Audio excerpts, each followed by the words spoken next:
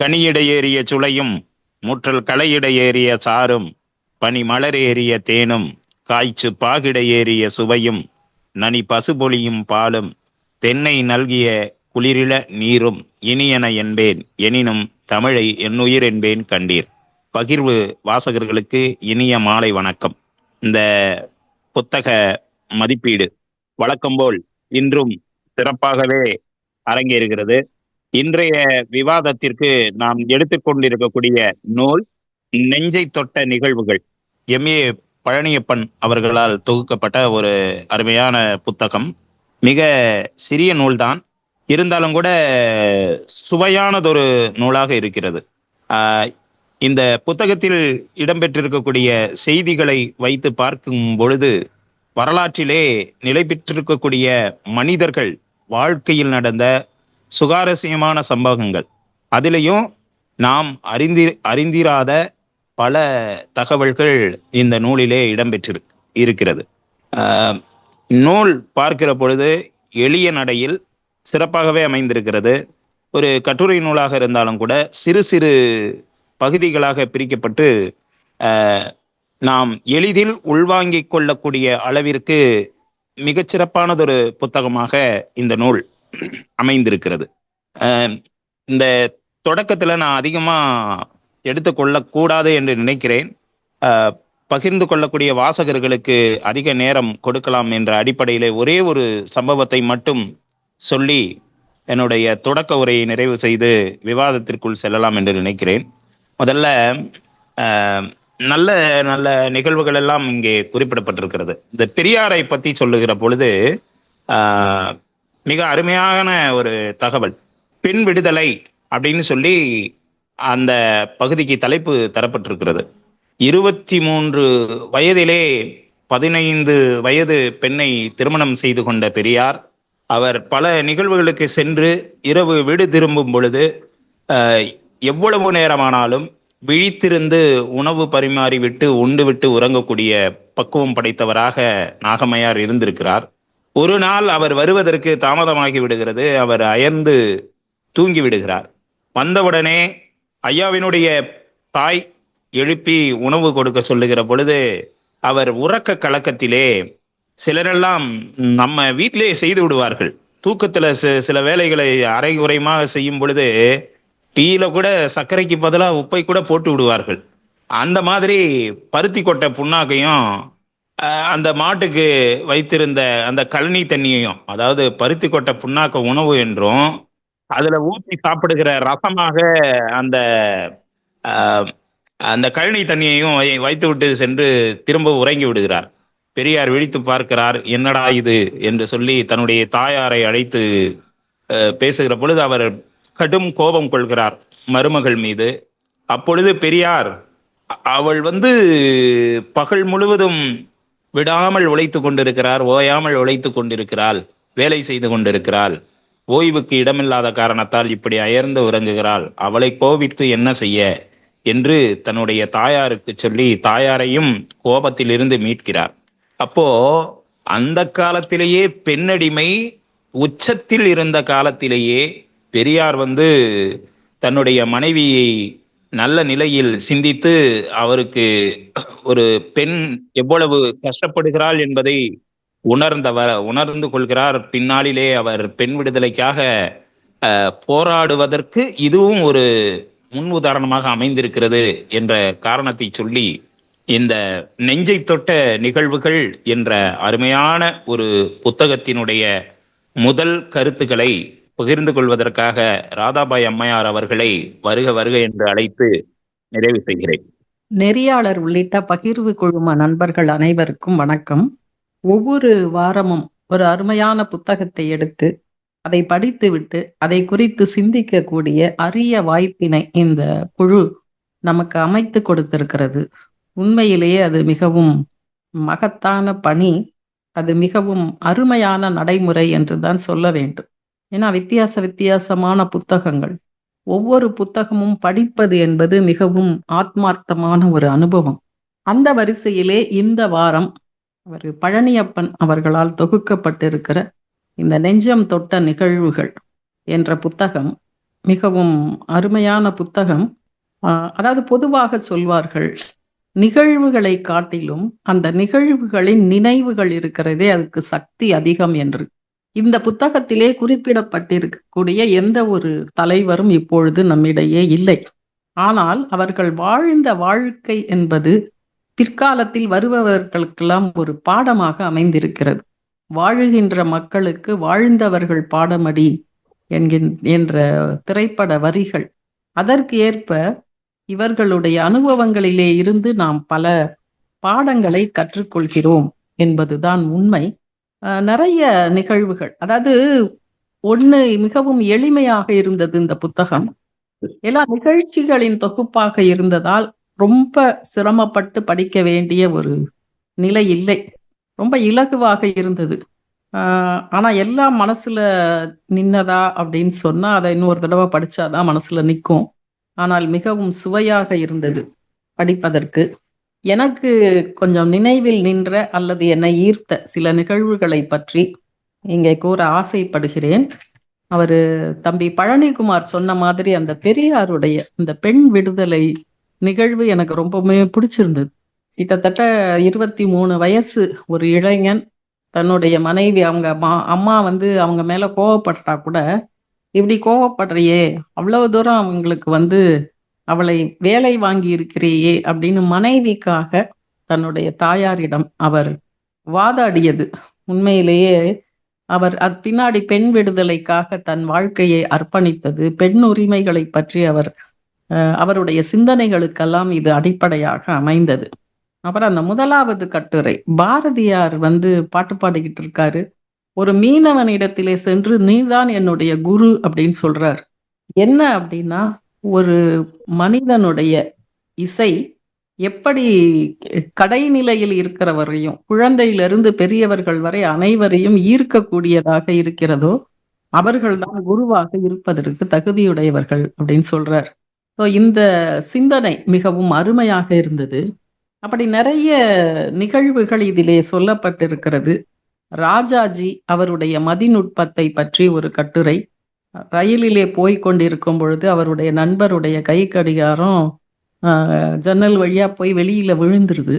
அந்த கை கடிகாரத்தை எடுப்பதற்கு அந்த ஸ்டேஷன் மாஸ்டர்கிட்ட குறிப்பை சொல்லி எழுதி கொடுத்துட்டு திரும்ப இவர் பாட்டுக்கு வந்துட்டு இருக்காரு.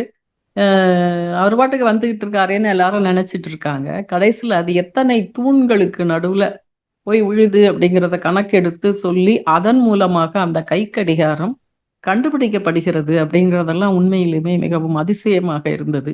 அப்புறம் காமராஜருடைய அனுபவம் பற்றி சொல்லுகின்ற பொழுது உண்மையிலுமே காமராஜருடைய மகத்துவத்துக்கு, நிர்வாக திறமைக்கு, மனித நேயத்திற்கு, சமுதாய உணர்வுக்கெல்லாம் அது மிகப்பெரிய எடுத்துக்காட்டாக இருந்தது. இந்த மருத்துவக் கல்லூரி, கோவை மருத்துவக் கல்லூரி ஆரம்பிப்பதற்காக ஒரு தனியார் ஒருவர், என்கிட்ட 20 லட்சம் ரூபாய் இருக்கு, கவர்மெண்ட் 80 லட்சம் ரூபாய் கொடுத்தா 1 கோடி ரூபாயில ஒரு மருத்துவக் கல்லூரி அமைத்து விடலாம் என்று சொல்லுகின்ற பொழுது அந்த கோப்பு வருகிறப்போ வேற அந்த சுகாதாரத்துறை அமைச்சரை அழைச்சு, ஏன் நம்ம 80 லட்சம் ரூபாய் அவருக்கு கொடுக்கறதுக்கு பதில் அரசாங்கமே எடுத்து நடத்தலாமே, தனியார் கிட்ட போனா அது ஒரு பெரிய வியாபாரமாக மாறிவிடும் அப்படின்னு சொல்லி தஞ்சை மருத்துவக் கல்லூரி உருவாக்குவதற்கு அவர் முழுமுதற் காரணமாக இருந்தார் அப்படின்னு சொல்லக்கூடிய நிகழ்ச்சி. அதுக்கப்புறம் விவேகானந்தரை பற்றியும் 2-3 நிகழ்வுகள் சொல்லப்பட்டிருக்கிறது. அவரு அந்த படகுக்காரன் பணம் கேட்டப்ப இல்லைன்னு சொல்லிட்டு அவரே நீச்சல் அடிச்சு போனாரு. அந்த பாறையில போய் உட்கார்ந்து தியானம் பண்ணாரு. அந்த மாதிரி நிகழ்வுகள் நிறைய சுட்டி காட்டப்பட்டிருக்கு. அப்புறம் தாகூர் கிட்ட ஒரு இலக்கிய மாநாடுக்கு தலைமை தாங்க வரணும் அப்படின்னு சொன்னப்போ தன்னுடைய வேலைக்காரனுக்கு உடம்பு சரியில்லை, ஆனா அந்த வேலைக்காரனுக்கு உறுதுணையாக இருக்க வேண்டி இருக்கிறது, அதனால நீங்க வேற யாரையாவது வச்சு மாநாடு நடத்திக்கங்க அப்படின்னு சொன்னதெல்லாம் உண்மையிலேயே மிக மகத்தான விஷயங்கள். அப்புறம் அந்த லிங்கன் பத்தி சொல்லுகிற பொழுது ஒரு சிறுமி லிங்கனை தாடி வச்சிருந்தா நல்லா இருக்கும் அப்படின்னு சொல்லி எழுதியதை அந்த லிங்கன் அப்படியே ஃபாலோ பண்ணி அப்புறம் தேர்தலில் அவர் ஜெயிச்சு திரும்ப போய் அந்த சிறுமியை பாராட்டியது. இந்த மாதிரி நிறைய நிறைய நிகழ்வுகள் இதிலே நிறைய சொல்லப்பட்டிருக்கிறது. இதை நாம் அனைவரும் படித்து மனதில் இருத்தி நிச்சயமாக நாம் வாழ்க்கையிலே பின்பற்றுவதற்கு பாடங்களையும் கற்பிக்கலாம்.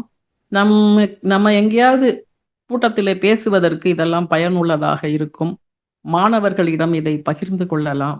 வாழ்க்கையில நமக்கே சில விஷயங்கள் பாடமாக இருக்கும்.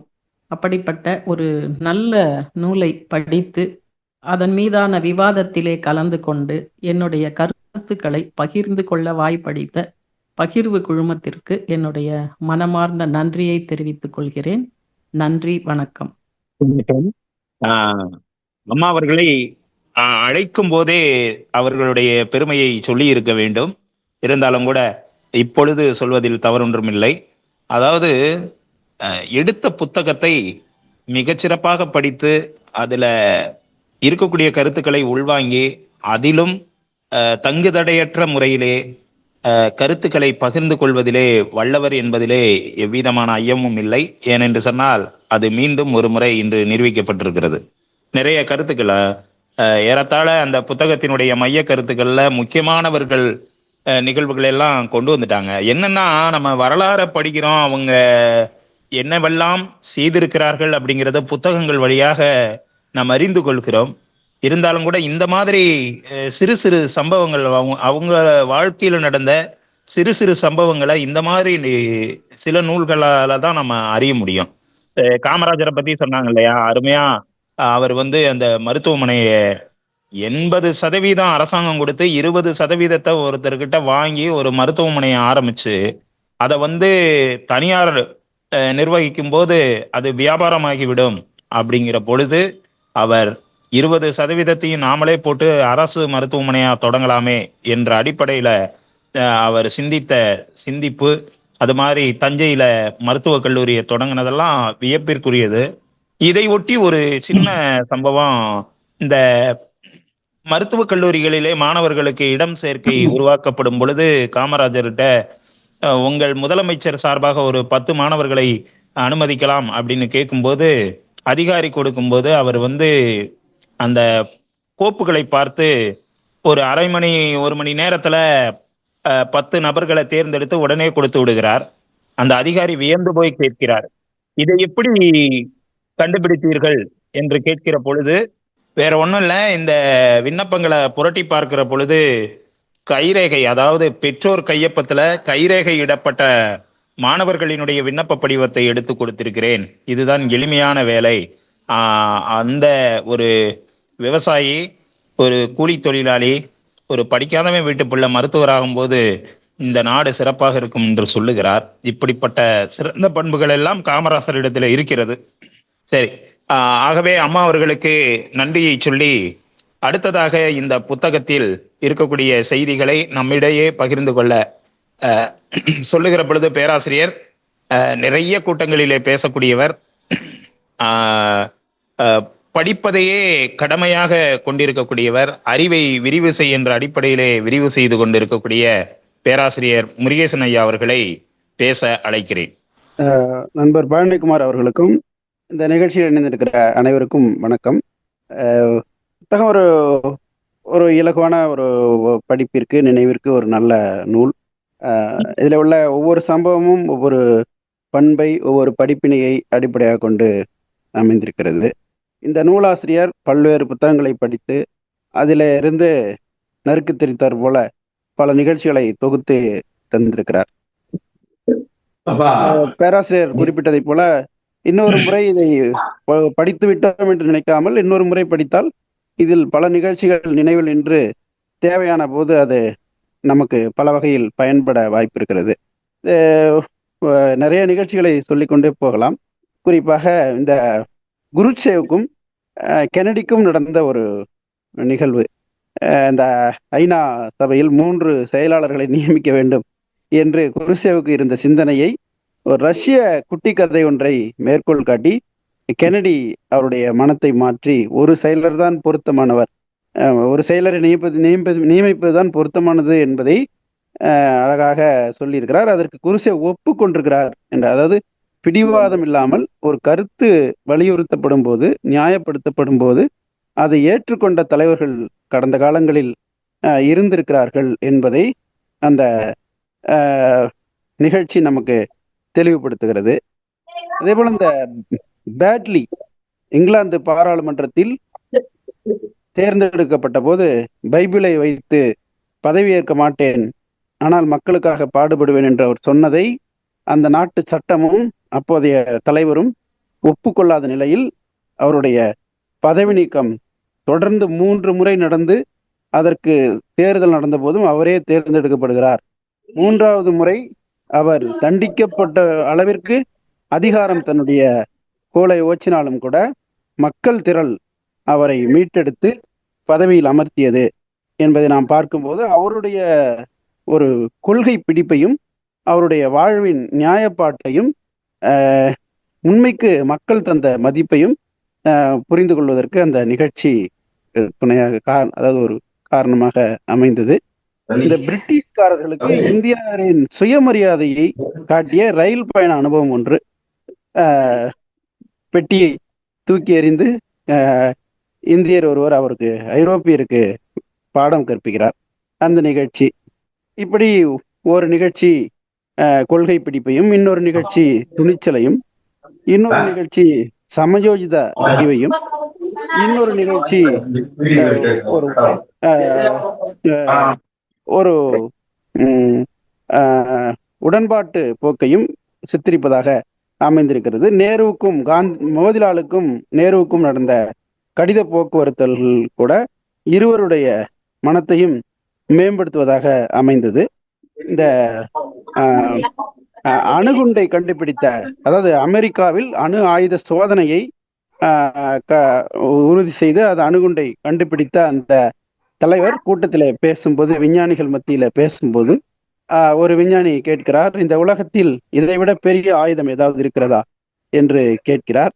அதற்கு இருக்கிறது, சமாதானம் தான் அது வந்துவிட்டால் இந்த அணுகுண்டுக்கு வேலை இல்லாமல் போய்விடும், இதை குப்பை தொட்டியிலே போட வேண்டியதுதான் என்று சொல்லும்போது, அவர் தொழில் ரீதியாக அந்த அணுகுண்டை கண்டுபிடித்திருந்தாலும் கூட மன ரீதியாக சமாதானத்தை விரும்புகிறார், உலக அமைதியை விரும்புகிறார். அது நடைபெற வேண்டும் என்று அவர் நல்லெண்ணம் கொண்டு அதை செயல் துடிப்பாக, உணர்வு துடிப்பாக கொண்டிருக்கிறார். அதனால்தான் அவரால் அப்படி ஒரு பதிலை அந்த இடத்தில் சொல்ல முடிந்தது என்று நாம் புரிந்து கொள்ள முடிகிறது. இப்படி இந்த பல்வேறு நிகழ்ச்சிகளின் தொகுப்பாக அமைந்த இந்த நூல் நமக்கு படிக்கவும் அது குறித்து பேசவும் வாய்ப்பு கிடைத்தமைக்கு மிக்க மகிழ்ச்சி. நன்றி. ஐயா அவர்கள் அம்மா சில செய்திகளை தொட்டு காட்டிய போது மீதமுள்ள சில செய்திகளை தொட்டு காட்டியிருக்கிறார். ஏறத்தாழ இந்த புத்தகத்தை முழுமையாக படித்த நிலைக்கு இருவருமே கொண்டு வந்து விட்டார்கள். நிறைய செய்திகளை நேருவுக்கும் மோதிலால் நேருவுக்கும் நடந்த அந்த கடித போக்குவரத்து, மோதிலால் நேரு அதாவது ஜவஹர்லால் நேரு நல்ல வசதியான குடும்பத்தில் பிறந்தவர், வெளிநாட்டில் படிக்கும்போது பணம் நல்லா வாங்கி செலவு பண்ணக்கூடிய ஒருவராக இருக்கிற பொழுது அவர் அந்த பணத்தை ஒரு 500 ரூபாயை என்ன செஞ்சிடறாருன்னா, நண்பர் கேட்குறாரு, கடனாக கேட்குறாருன்னு கொடுத்து விட்டுறாரு. அப்போ அந்த மாத செலவுக்கு அவர் பணம் கொஞ்சம் குறைந்து விடுகிறது. அதனால் கடிதத்தில் எனக்கு அந்த சம்பவத்தை குறிப்பிட்டு கொஞ்சம் கூடுதலாக பணம் அனுப்புமாறு கேட்கும் பொழுது தந்தையார் கோவப்பட்டு, இனிமேல் நீ எவ்வளவு பணம் அனுப்புகிறோனோ அதற்கு கணக்கு சொல்ல வேண்டும் என்று கடிதம் எழுதுகிற பொழுது கோவப்பட்டு, நான் இதை இனி படிக்க மாட்டேன், அடுத்த கப்பலிலே வந்து விடுகிறேன், அனுமதி தாருங்கள் என்று கடிதம் பதிலுக்கு நேரு அனுப்புகிறார். அந்த கடிதம் வந்து சேர்வதற்கு, அதாவது திருப்பவும் தந்தை என்ன சொல்றாருன்னா, மோதிலால் நேரு, அடடா கோவப்படுற மாதிரி நம்ம எழுதிட்டோமே, கொஞ்சம் சமாதானமா கொஞ்சம் அறிவுரை சொல்லி எழுதியிருக்கலாமே என்று எண்ணுகிற பொழுது கடைசியில 2 பேரும் சமாதானமாகறாங்க. அந்த இதுல தந்தை மகன் ஒருவர் பிடிவாத கோபம் அந்த இருந்தாலும் கூட ஒருவரை ஒருவர் புரிந்து கொள்ளக்கூடிய ஒரு தந்தை மகனுக்குள்ள உறவு எப்படி இருக்கிறது என்பதை இங்கே அந்த அந்த சம்பவத்தின் மூலமாக நாம அறிய முடிகிறது. இதே மாதிரி அந்த பெட்டியும் சட்டையும் உண்மையிலேயே ரொம்ப அருமையா இருந்துச்சு. அதுல அந்த வெள்ளைக்காரர் சொல்லுகிறார் கடைசியில, அடடா இந்தியர்களுக்கு புரிதல் ஏற்பட்டு விட்டதோ எண்ணுகிற அளவிற்கு அது என்னவென்றால், இருவரும் பயணிக்கிறார்கள். பயணிக்கிற பொழுது என்னவாகிறது என்றால், அந்த வெள்ளைக்காரருக்கு கருப்பரை பார்த்து இந்தியரை பார்த்து கோபம் வருகிறது. ஓ, இவனுக்கு ஏதாவது ஒன்று செய்யணும் அப்படின்னு சொல்லிட்டு இவர் சட்டையையும் தலைப்பாகையும் கழட்டி வச்சுட்டு கொஞ்சம் தூரம் போயிட்டு வர்றதுக்குள்ள இவர் என்ன செஞ்சிடறாரு, ஜன்னல் வழியா எடுத்து வெளியே போட்டுறாரு. திருப்பி வந்து இந்தியர் கேட்கும் பொழுது எங்க இங்க இருந்த சட்டைன்னா, அதுவா ஜன்னலுக்கு வெளியே போயிடுச்சு, போய் எடுக்கணும்னா நீயும் போ அப்படின்னு சொல்லும் போது இவனுக்கு எப்படியாவது திருப்பி பாடம் கற்பிக்கணும்னு இந்தியர் நினைக்கிற பொழுதுதான் இதே போன்றே அந்த வெள்ளையர் கொண்டு வந்த பெட்டியை அவர் அசந்த நேரத்துல தூக்கி வெளியே போட்டுறாரு. போட்டுட்டு அவர் வந்து பெட்டியை கேட்கும்போது, என் சட்டை எங்க போச்சோ அங்கேயே பெட்டியும் போயிருச்சு, நீ போய் எடுத்துக்கன்னு. அப்போ பதிலுக்கு பதில் செய்ய வேண்டும் என்கிற எண்ணத்தை அந்த ஆங்கிலேயருக்கு அந்த ஐரோப்பியருக்கு உருவாக்கிய நிலை இங்கே வெளிப்படுகிறது. இது போன்று பல சம்பவங்கள் இந்த நூலில் இருக்கிறது. அவற்றை தொட்டு காட்டி இருக்கிறார் செல்வம் ஐயா. இவர் நம்ம முருகேசன் ஐயா அவர்களுக்கு நன்றியை சொல்லி அடுத்ததாக நமது ராமன் ஐயா அவர்களை இந்த புத்தகம் குறித்த கருத்துக்களை பகிர்ந்து கொள்ள அழைக்கிறேன். ராமன, அடுத்ததாக செல்வம் ஐயா அவர்களை பேச அழைக்கிறேன். கேக்குதுங்களா? சிறப்பா கேக்குது. பகிர்வு வாசகர்களுக்கு வணக்கம். நெஞ்சம் தொட்ட நிகழ்வுகள் ரெண்டு பேரும் நல்ல பேராசிரியர் ராதாபாய் அம்மா அவர்களும் பேராசிரியர் முருகேசன் அவர்களும் நெறியாளர் பழனிக்குமார் அவர்களும் சிறப்பான கருத்துக்கள்லாம் சொல்லிட்டாங்க. அதாவது நிகழ்வுகள் நினைவுகளா இருக்கு. அவங்கெல்லாம் அம்மா சிறப்பாக சொன்னாங்க. நினைவுகள் தான் வந்து இந்த மாதிரி நிகழ்வுகளினுடைய நினைவுகள் தான் நமக்கு ஒரு பாடங்களா இருக்கு. அதனால இந்த நிகழ்வுகளை நம்ம படிக்கணும். இதனுடைய வாழ்க்கை படிப்பினைகள் தான் நமக்கு ஒரு வழிகாட்டியா இருக்கு. பெரியவருடைய வரலாறு, நம்ம வரலாறுலாம் படிக்கிறோம். அதுல இந்த வாழ்க்கை சம்பவங்களை சொல்றது இல்லை.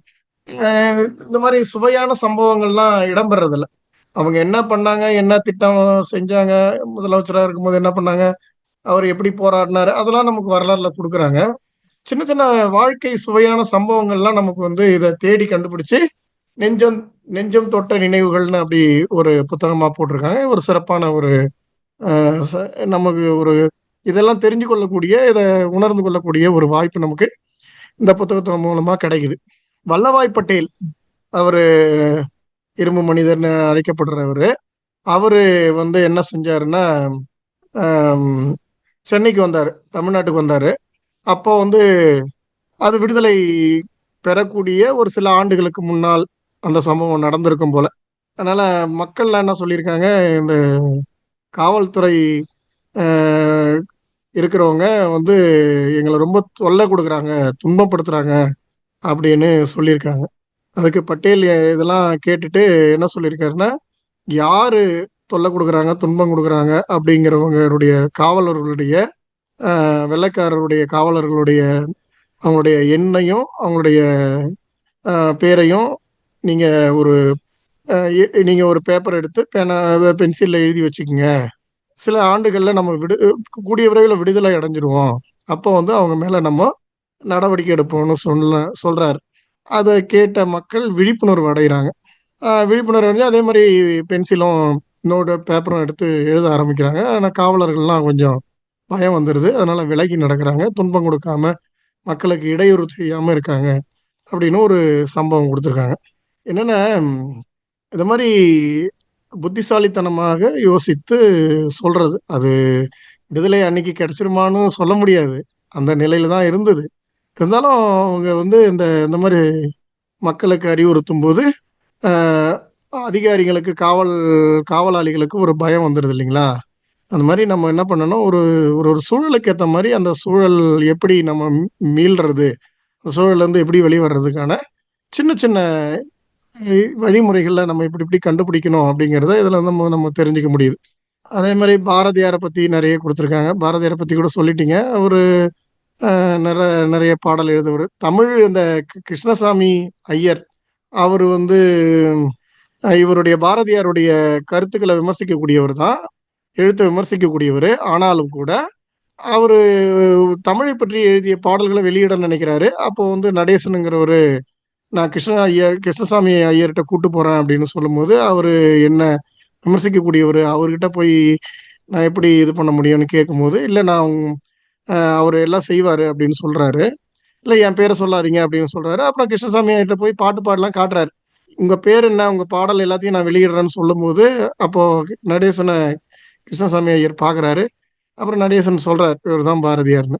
அதாவது அந்த அவர் பாடை கிருஷ்ணசாமி ஐயரை மகிழ்விச்ச பாடல் தான் செந்தமிழ்நாடு எனும் போதினிலே அந்த பாட்டு அப்படின்னு கொடுத்துருக்காங்க. இந்த மாதிரி ஒரு சம்பவங்கள் வாழ்க்கையில நிறைய சம்பவங்கள் நம்ம வாழ்க்கையில் அன்றாட வாழ்க்கையில் நம்முடைய வாழ்க்கையில் கூட சின்ன சின்ன சம்பவங்கள் நடக்குது. நிறைய சம்பவங்கள் நடக்குது இல்லைங்களா?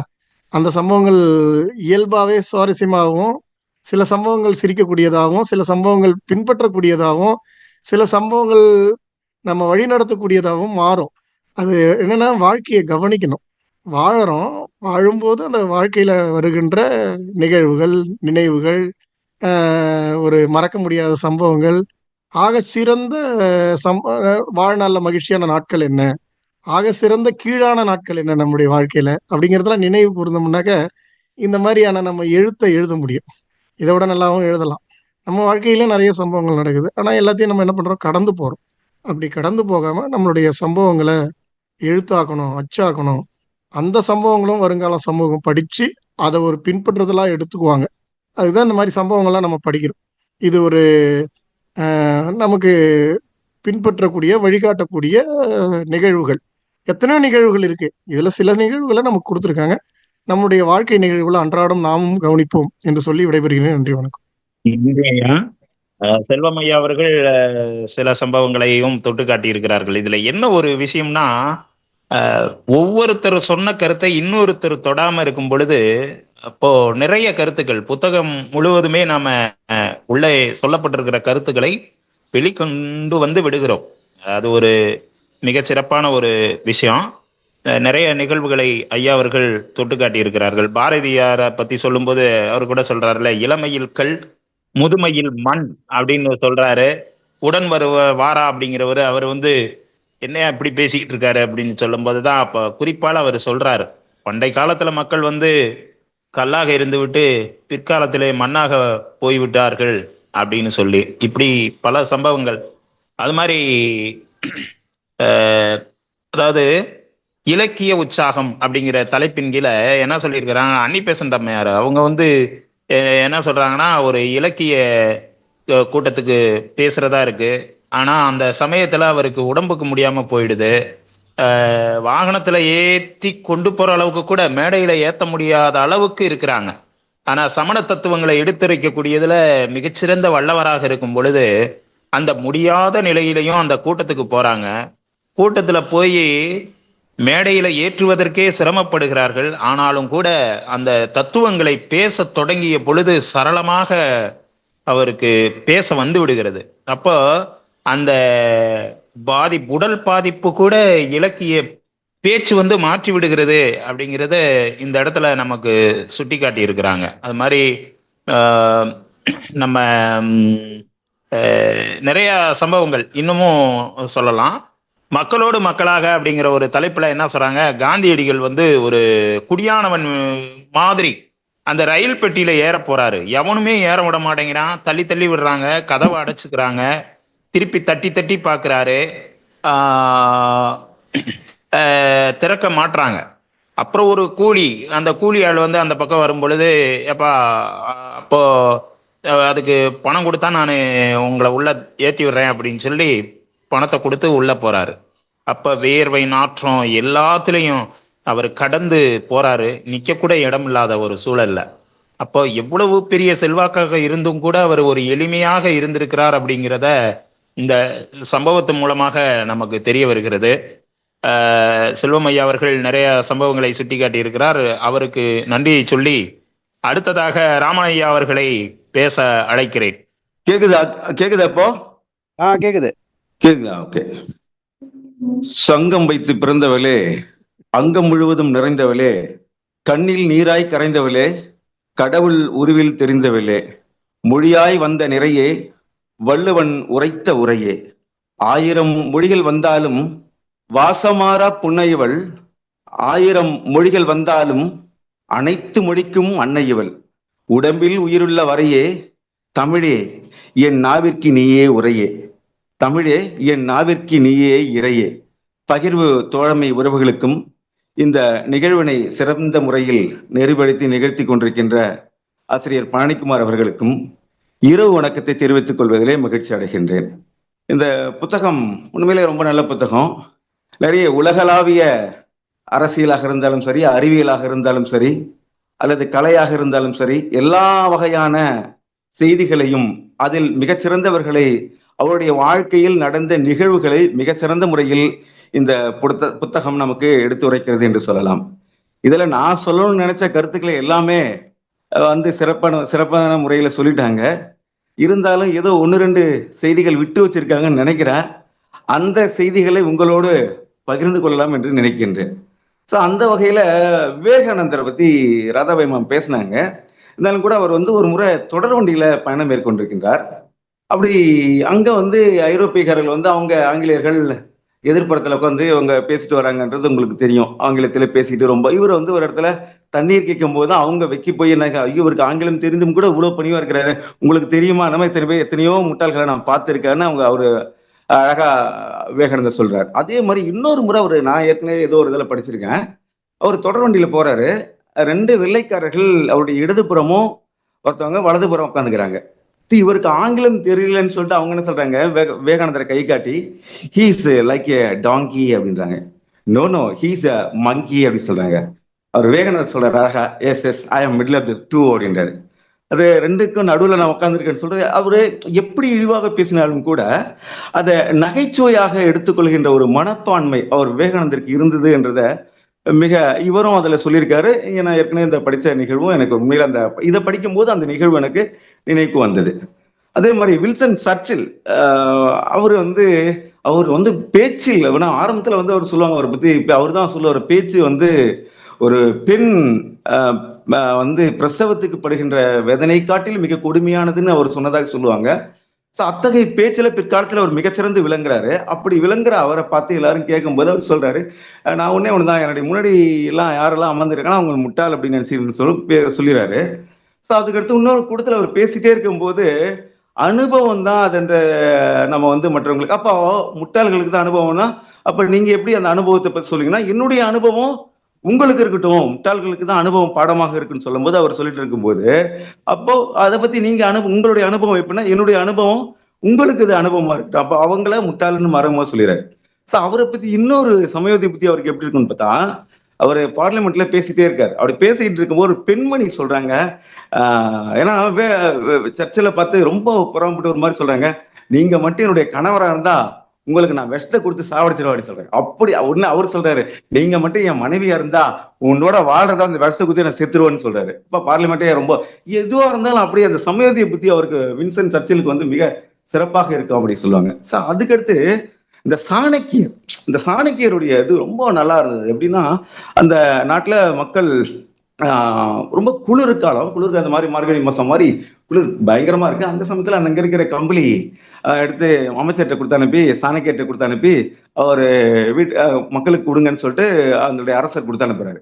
அவர் நாளை கொடுத்துக்கலான்னு சொல்லிட்டு வீட்டுல வைக்கிறாரு. ஆனா அந்த செய்தியை கேட்டு திருடர்கள் என்ன பண்ணாங்க, வீட்டுல அதை எப்படியாவது எடுத்துக்கலாம் போகும்போது அங்க பார்த்தா அந்த சாணக்கியருடைய அவங்க அம்மாவும் கிழிந்த அந்த கம்பளி போத்துக்கிட்டே இருக்காங்க. அப்பா அவர் யோசிக்கிறாங்க, இவங்களுக்கு அந்த பார்த்த உடனே திருடர்களுக்கு ஒரு வியப்பாயிடுது, இவ்வளோ கம்பளி இருக்கு, ஏன் அவங்க கீழே படுத்திருக்காங்க அப்படின்னு அவர் எழுந்த உடனே கேட்கறாங்க. கேட்ட உடனே அவங்க சொன்ன நிகழ்வு தான், இது மாதிரி ஏழை மக்களுக்கு சேர வேண்டியது, அதை நாங்க எப்படி பயன்படுத்தின்னு சொன்ன பிறகு அந்த திருடர்கள் அவங்க வெக்கி தலைகுனிந்து இனிமேல் இந்த செயலை நான் செய்ய மாட்டேன் அப்படின்ற மாதிரி ரொம்ப அழகான ஒரு நிகழ்வாக அது இருந்தது.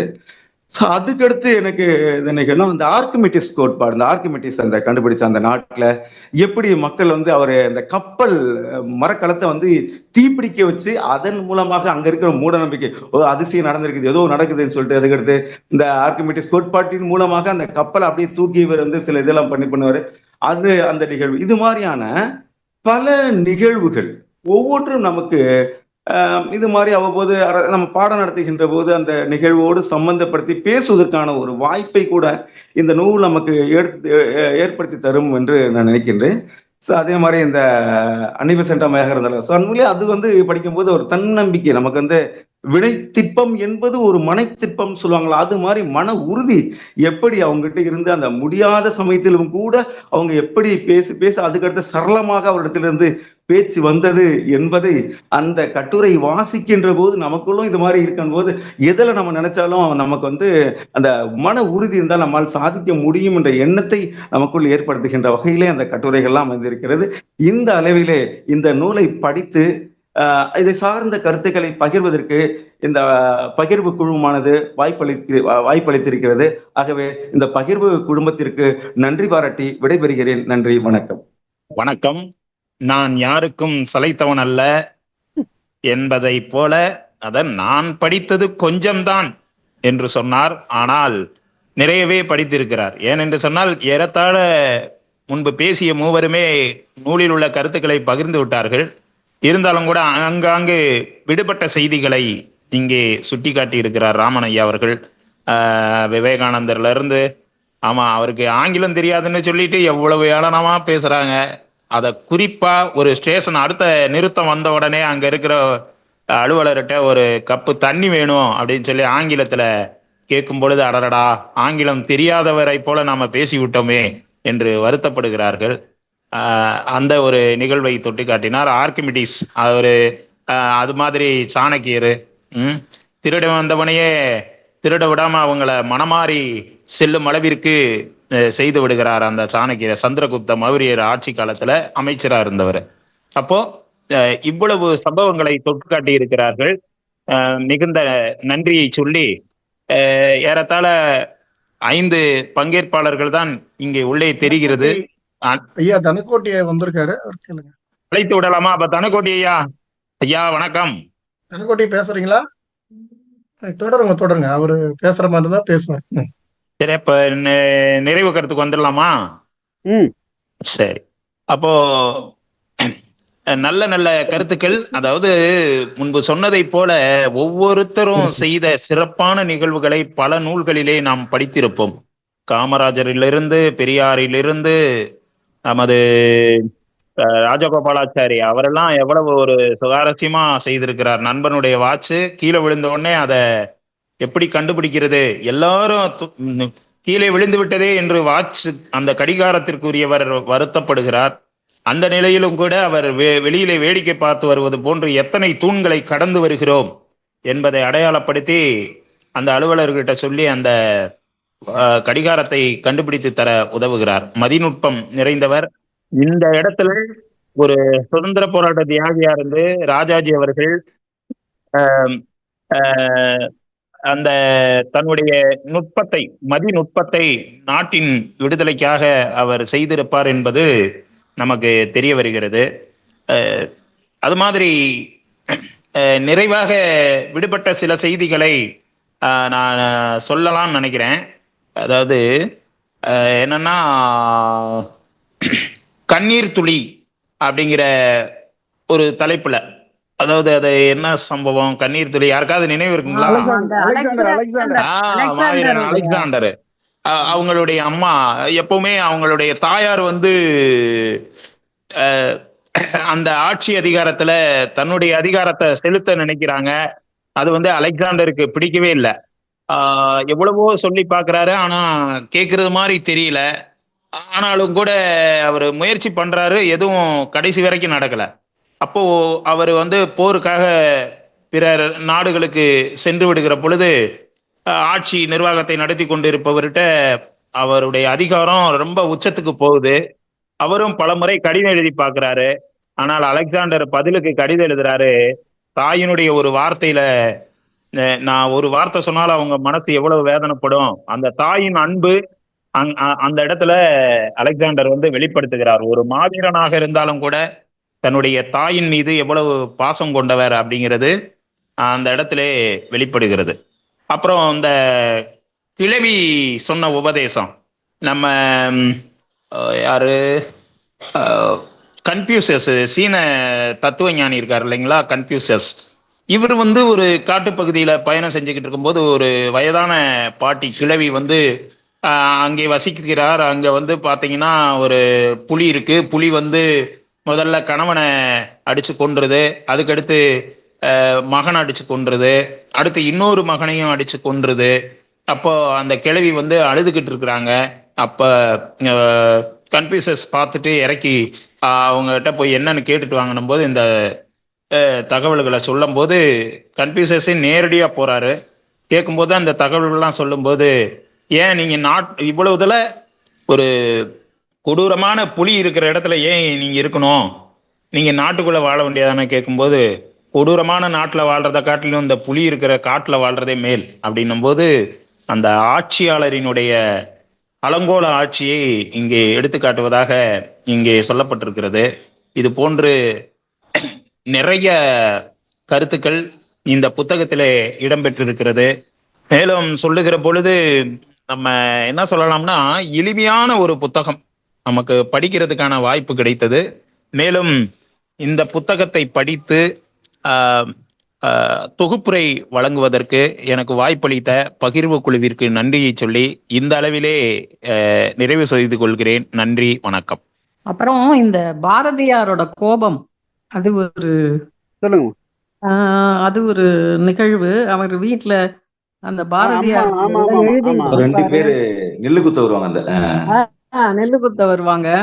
அப்ப வந்து அவங்க மனைவி வந்து அவங்கள போக சொல்லுவாங்க. ஏன் போக சொன்ன அப்படின்னு சொன்னா, உங்களுக்கு டிஸ்டர்பன்ஸா இருக்குமே. இல்ல அவங்க அவங்க வேலையை செய்யட்டும் அப்படின்னு சொல்றப்போ, இல்ல அவங்க நெல்லு குத்துறது எனக்கு பராசக்தி கிட்ட வரம் கேட்கிற மாதிரி இருக்கு அப்படின்னா, வரம் கேளுங்க, சாப்பாட்டுக்கு நிறைய வழி பண்ண சொல்லி பராசக்தி கிட்ட கேளுங்கன்னா, நீ என்ன என்னைய இது பண்ற அப்படிங்கிற மாதிரி கோச்சுக்குவார் இல்லையா. அதுக்கப்புறம் இன்னொன்னு ஏதோ சொல்லுவாங்க அந்த அம்மா. அப்போ அதான் நான் இது புத்தகத்தை அச்சிடுறதுக்கு ஏழுங்கன்னு சொன்னாலே பணம் இருக்கிறப்பதானே புத்தகத்தை அச்சிட முடியும் அப்படின்ற மாதிரி சொல்றப்போ, நீ அப்படின்ற மாதிரி அவரு இல்ல, நான் நீங்க வந்து பராசக்தி நான் உங்ககிட்ட தானே கேட்க முடியும் அப்படின்னு போது அவங்க ஒரு ஆமா, சாந்தம் அடைவார்.